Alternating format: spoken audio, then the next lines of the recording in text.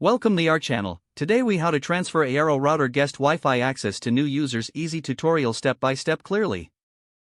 To transfer Eero router guest Wi-Fi access to new users, start by opening the Eero app on your mobile device. Ensure you are logged into your Eero account.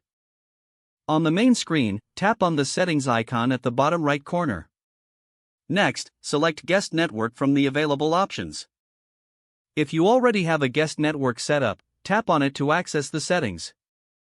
To add new users, look for the option that says Add Guest. Here, you can enter the details for the new users, including their names and any specific access preferences.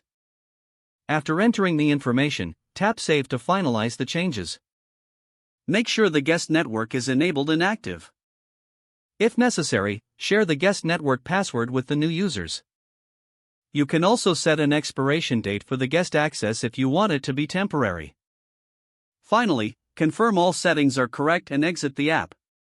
Now your new users will have guest Wi-Fi access on your Eero network. If the page does not load, refresh the browser or try again in a private or incognito window. Make sure you are using the correct email address, then retype it carefully to avoid small typos. If your password is not accepted, use the reset option and create a new strong password you can remember. Check your spam folder for verification or security emails, then complete any requested confirmation steps. Enable two-factor authentication if available to improve account security and reduce unauthorized access risk. After signing in, review your profile details so your contact information and settings are accurate and current. If you see an error message, note it down and try again after restarting your device and internet connection. Log out when you finish, especially on shared devices, to keep your account and payment information secure.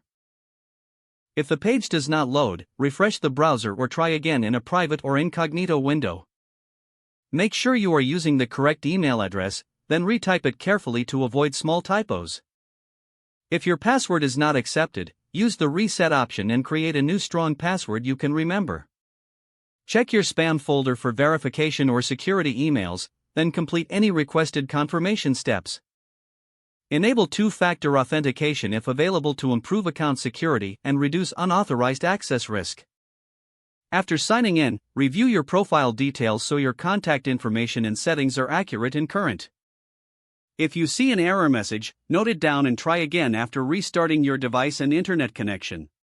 Log out when you finish, especially on shared devices, to keep your account and payment information secure. Don't forget to like this video and subscribe to our channel for more step-by-step tech guides.